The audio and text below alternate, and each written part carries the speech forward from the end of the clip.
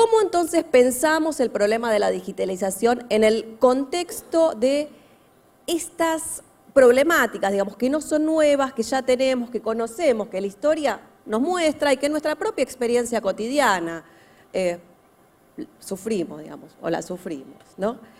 Y entonces, la primera es acá, y aquí en UMED se viene haciendo un gran trabajo en ese sentido, es desmitificar la tecnología, la inevitable efecto de la tecnología y en todo caso empezar a pensar en cómo esta tecnología se procesa socialmente. Y entonces aquí tenemos 4 temas o 4 factores que estarían relacionados efectivamente con el proceso de digitalización y cómo se desarrolla en cada sociedad, ¿no? Que, como bien decía David, ¿no?, tiene sus propias formas y instituciones sociales, podríamos decir. Bueno, la primera tiene que ver con las estrategias empresariales, efectivamente el papel del empresariado y cuál es el objetivo, ¿no?, si el crecimiento o la reducción pura de costos en la aplicación de tecnología. La segunda es la organización sectorial. Yo creo que muchas veces cuando entramos en los análisis de digitalización olvidamos o dejamos de lado el saber propiamente sectorial de las ramas que hacen a la organización del trabajo. Y en donde hay mucha sabiduría, inclusive sabiduría institucionalizada, como decía Víctor, en sindicatos, en propuestas formativas, en historias. La siguiente es la rentabilidad económica de las inversiones también. No sabemos específicamente, como decíamos, el clima macroeconómico, el ciclo económico particular determina o no que las inversiones sean posibles, viables o no lo sean. Y por último, la conformación de los mercados laborales y las instituciones laborales que finalmente delimitan la forma de aplicación de negociación y abren nuevos caminos y nuevas formas de diálogo social.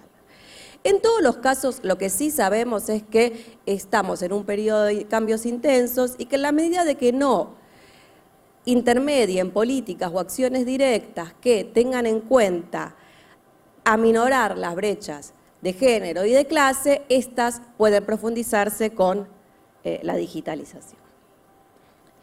Por ejemplo, mis compañeros del laboratorio, ahí tenemos en la maestría, tenemos un laboratorio, me dijeron que les haga prensa, un laboratorio de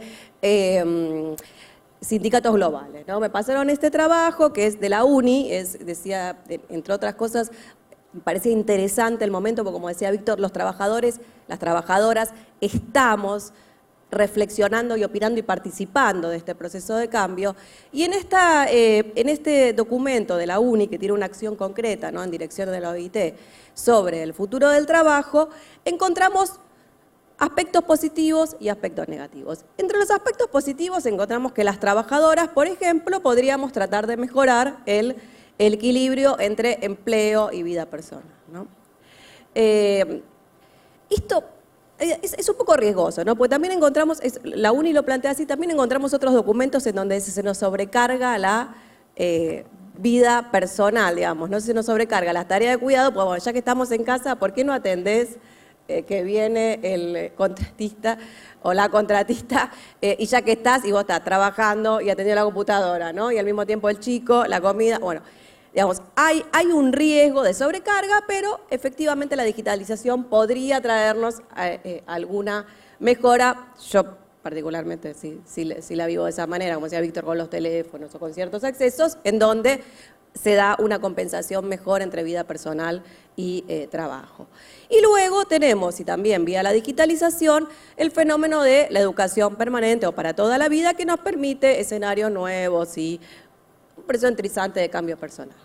Ahora, ¿cuáles son los factores que decíamos antes negativos? Primero, la profundización de las brechas tecnológicas. Esto es algo que la mayoría de los documentos señalan, por ejemplo, las diferencias en el acceso tecnológico de las mujeres ya desde edades tempranas. Hay mucho trabajo realizado interesante sobre Women in Science, ¿sí?, que demuestra cómo todo esto que veníamos al principio, ¿no?, de cómo desde temprana edad se marca los límites de lo posible para las mujeres, influye en la definición de carreras tecnológicas, inclusive en las ingenierías, ¿no?, donde es muy bajo el nivel de matriculación. Y el segundo tema es que se profundice en la segregación, podríamos decir en Latinoamérica específicamente la segregación territorial, y se agudicen todavía o se sobrecarguen las tareas de cuidado, como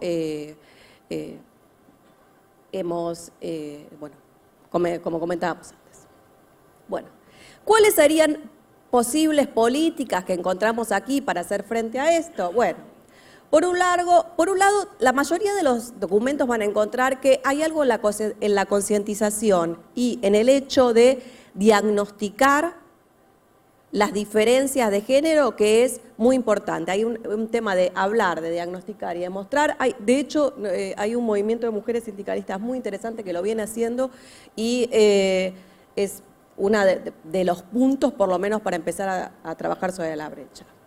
La segunda es, bueno, obviamente, promover la deconstrucción de los roles de género, que es en lo que estamos trabajando muchas, ¿sí? En donde tenemos un trabajo todavía bastante arduo por delante, inclusive para nosotras mismas, podríamos decir. La tercera tiene que ver con las políticas de corresponsabilidad en los cuidados. Sería esto. Digamos, hay varios países que están trabajando, quizás el caso de Uruguay es el más saliente, el más interesante, que tiene que ver con la democratización de las tareas del cuidado y con la asunción del Estado activamente en la provisión de estos servicios en términos de políticas sociales. Finalmente, quizás una de las más interesantes, que tiene que ver con justamente todo este movimiento, cómo la digitalización nos permite todo este movimiento de encontrar nuevas formas de agregación de intereses, porque finalmente, digamos, acá en todos los documentos aparece el hecho de replantear las relaciones laborales.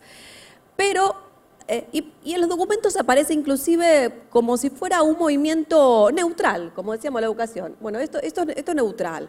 Pensemos en el cambio de las relaciones laborales, pero pensar en el cambio de las relaciones laborales también es riesgoso en términos de la agregación de los intereses de los trabajadores, finalmente. Todos estos nuevos modelos, la economía colaborativa en sus diferentes modelos, tiene modelos de trabajador muy desprotegidos.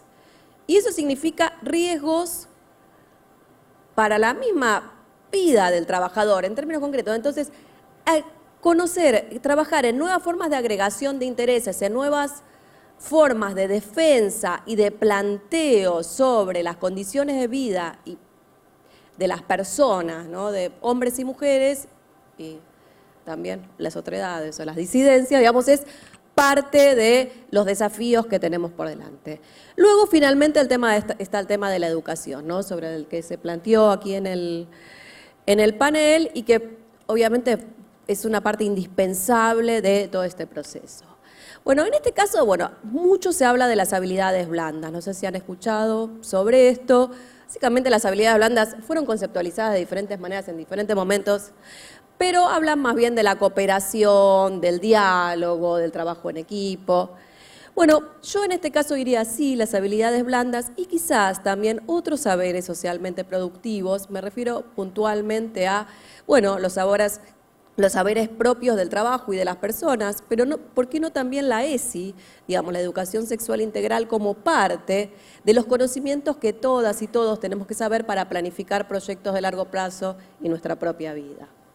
En este mismo sentido tenemos el desafío del desarrollo curricular inclusivo, del desarrollo de las perspectivas de género dentro de los currículum. Pocas veces se ven mujeres en los libros, mujeres ingenieras, astronautas o pintoras. Luego, la misma promoción de la participación de las mujeres en espacios públicos, la voz femenina es algo poco educado, digamos, poco promocionado y poco educado en el sentido de positivamente, digamos, de cómo poder hacerlo. A todas en general nos cuesta mucho participar, mucho tiempo nos han dicho más bien cállate la boca, ¿no? Las mujeres de esto no opinan. O sea que promocionar efectivamente espacios de formación en participación pública es un hecho afirmativo y, luego, como decíamos, trabajar en ámbitos de formación permanente porque sabemos que somos mujeres de distintas generaciones que estamos participando de estos cambios. Bueno, muchas gracias de vuelta, un gusto estar acá.